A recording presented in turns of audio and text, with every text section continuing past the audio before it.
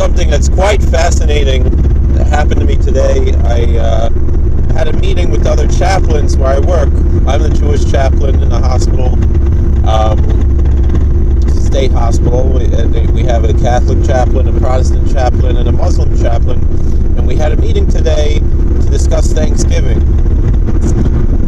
Because we have a Thanksgiving service in the hospital.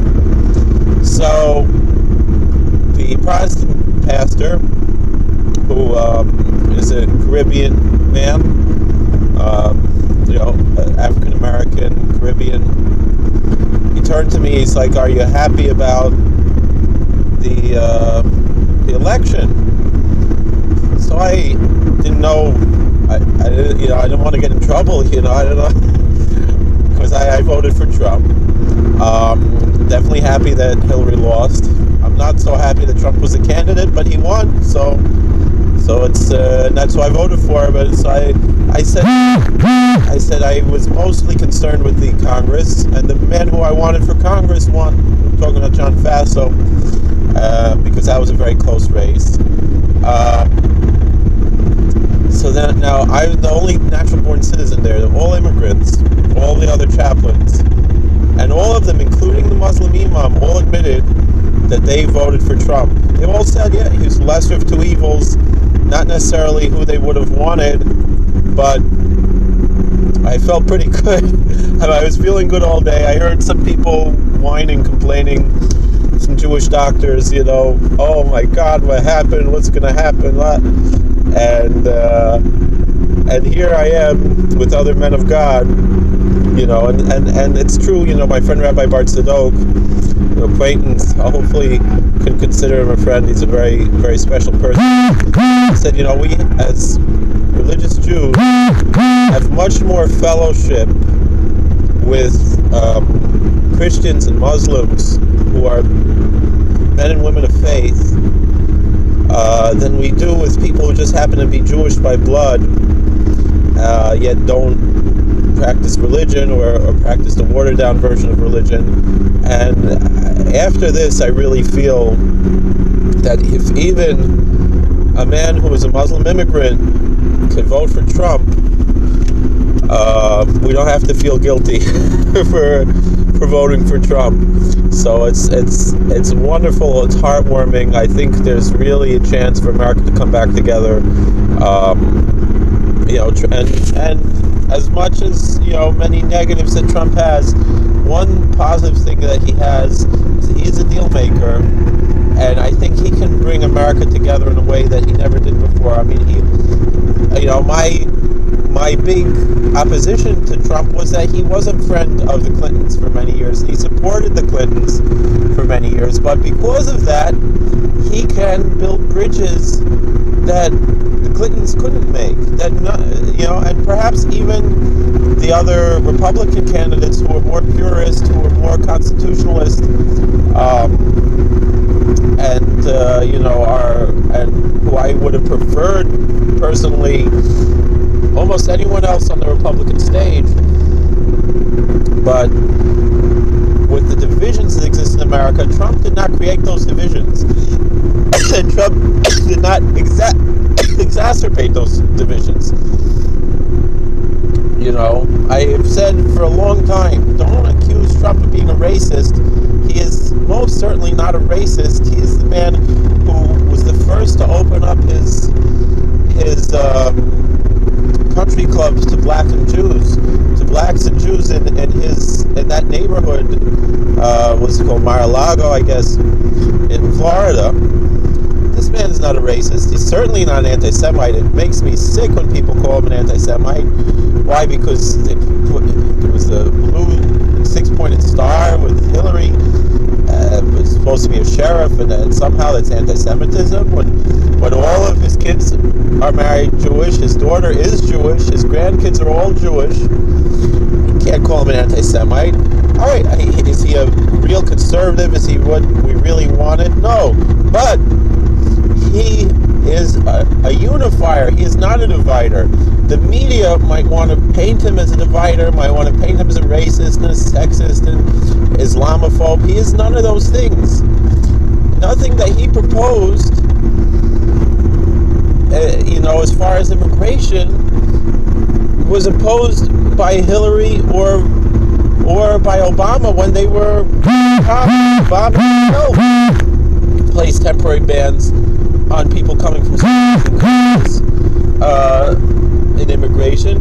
Hillary herself voted for the wall. The wall is not some kind of a thing that like Trump is going to make some kind of executive declaration the way Obama did things. That's a law that's on the books already that just hasn't been enforced yet. And Hillary Clinton voted for it. So, people who are immigrants who followed the rules and did things the right way, like all of our grandparents did, have no problem with there being laws and immigration on the books. That's part of maintaining the sovereignty of a country, is that we have immigration laws. So it's nothing to be, and Hillary Clinton herself voted for the wall. It's not Trump's wall. All Trump is going to do with this wall is he's going to finally enforce the law, which is the job of the executive branch, to enforce the laws that are on the books. This is a law that's been on the books since Bush and has not been enforced, and God willing, and that's all Trump has proposed. I don't really care about the wall. I'm not pro, not con, but it is a law that's been on the books that Hillary Clinton herself, when she was a senator, voted for, and so that's it. So anyway, I'm feeling really good today. I worked yesterday, Board of Elections, from 5 a.m. till 10 p.m. almost. I came in at 4:45, and I left there 9:45. So you count the time I was in the car or whatever. Worked all day, and yet I woke up first thing in the morning, got to work early this morning. I dropped off my kids on the bus at the right time and went to the mikveh, did everything I'm supposed to do. I davened, put on tefillin. I mean, I do that every day, but, sometimes I daven a little later, I made zman tefillah, I daven before work even, usually I'll, daven chakras in the break because I get in too late, whatever, Today, did everything I'm supposed to do, feeling good. Is it because of the election? I don't know, maybe. But I'm definitely feeling very good. Some of my other clients I work with, one who's been very active in the Trump campaign, he's on Cloud9. He makes videos here on YouTube. It's really quite wonderful. Again, and I wasn't a big Trump supporter. I did vote for Ted Cruz. I can understand what Glenn Beck is feeling, that he said, that he's disappointed in Cruz for supporting Trump, but I don't see how he had any choice. I don't think he was playing politics. I mean, Hillary Clinton would have been a disaster for America. We couldn't imagine after 8 years of Obama that something like this could finally turn around. And, again, we're not dealing with someone who's, a real conservative, so things could not be perfect. Let's keep ourselves cautiously optimistic. That's my approach. It's not Tisha B'Av to all the Democrats who think that we just elected Hitler or something. That's stupid. And we just, we still have a constitution. We still have the United States of America. And now that we won't be having activist judges that Hillary Clinton would be appointing, we could have America for another couple of generations too, perhaps, if we're lucky, which we knew we wouldn't have had if Hillary Clinton would have been elected. If Hillary Clinton would have been elected, we would have had the tyrannical oligarchy of the judiciary that Jefferson warned us about. So keep the faith, don't lose sight of what we're looking forward to, and I think things are going to be good. I think I hope Obama doesn't do anything dumb during his lame duck time. And that's about it, and hopefully maybe even Obama could do some good things, maybe free some people who are in prison unfairly, people like Stroll Moshe Weingarten, Shlita, big Talmud Chacham, who was framed by a vengeful ex-wife who wanted custody of her kids. All her kids ran away. They ran to another country just to get away from her. She was a very abusive woman, and she had the chutzpah to frame him for abuse, so we can hope maybe Obama will pardon Rabbi Weingarten. Maybe Obama will pardon maybe Rabashkin. Maybe Obama will pardon quite a few other people who I know who could, there's the guy here in Otisville, Samet, or Yitzchak Samet, Ner Lechid. He maybe made some mistakes, but he served. I think he served more than enough time. If he wasn't a Hasidic Yid, he probably would have served a year or two. But the judge who sentenced him was biased because of his religion. She said it herself that she felt that she should hold him to a higher standard because of his religion. Which that's God's job. That's not the judge's job in America. I mean, so maybe this could be something that Obama might do. I mean, the one I'm most concerned about is Weingarten, because he was framed.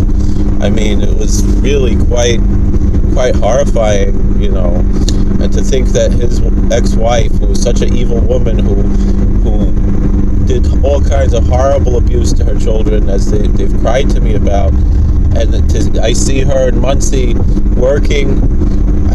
It boils my blood to see that someone like this, she's free on the street, and her ex-husband was a tzaddik, Talmud Chacham, many big Rabbanim were on the side of Yerushalayim on his side, big Rabbanim. So maybe if we can get out letters maybe to Obama, maybe he'll pardon, because he's taka innocent. The other ones, Rabashkin and they did something wrong, but they got more than they deserved. They probably should have gotten a year, 2 years, something for what they did. And that was a bias case. Here, I mean, this was a crazy case with. I don't understand even how they could. They wouldn't let him have a lawyer. He had a lawyer who wouldn't defend him, who thought he was guilty. Weingarten. And this is what, these things happen. I know some other people who really deserve pardons, people who are innocent or people who were unfairly imprisoned, both in state and federal prisons. I'm thinking of what's his name, Bruce Mason, another one. He was framed for arson, something he didn't do, and he told me himself he would have, if he would have made a plea bargain, he would have gotten less years. But he did. How could he look his son in the face and tell him that he lied to get out of jail? I mean, this is a very honest man. Baruch Hashem, he found Torah in prison, and it changed his life, because he told me he was living in Binghamton, and he grew up, and the conservative rabbi was a jerk to his family, and that led him away from Judaism, and maybe God led him back to Torah. So there's another person who we should send letters to President Obama to ask to pardon Bruce Mason. He's a man who was railroaded, an innocent man who's sitting in the federal prison for nothing. So these are things, we could have some activism about right now at this time. And I think it could be, a very wonderful thing. But on the other hand, we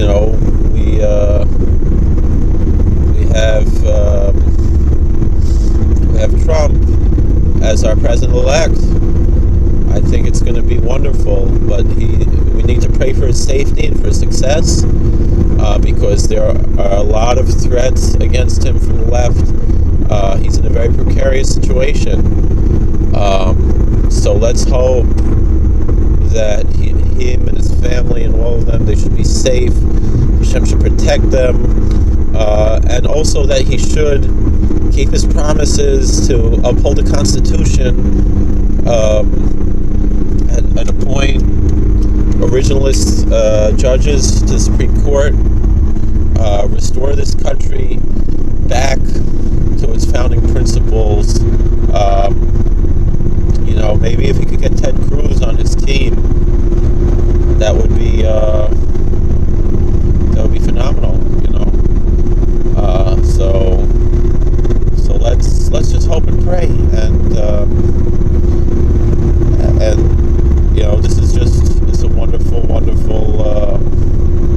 wonderful day, and let's hope that this is just the beginning of many more wonderful days and wonderful years, and let's hope that all the fears that people have are not founded. They're really kooky, these fears that people have about Trump. They all know he's an entertainer, he's a showman. He needs to get attention if he was going to get into office. He has nothing to gain from this. He's not like Hillary Clinton, who owes people favors. He doesn't owe anybody anything. And so that's one great thing about Trump, is that he doesn't owe any special interests. Like he said, his only special interest is the American people. And he is a person who's not an ideologue. He's not a racist. He's not any of these things that people claim that he is. So he is specially equipped, I think, to unite this country if we could get it together, And so let's just hope, that we can see it, with God's blessing, with God's help. I really got to get gas. This is getting low, but if I make it in time, I got to be somewhere. All right. Well, God bless, and God bless America. Please like, share, and subscribe.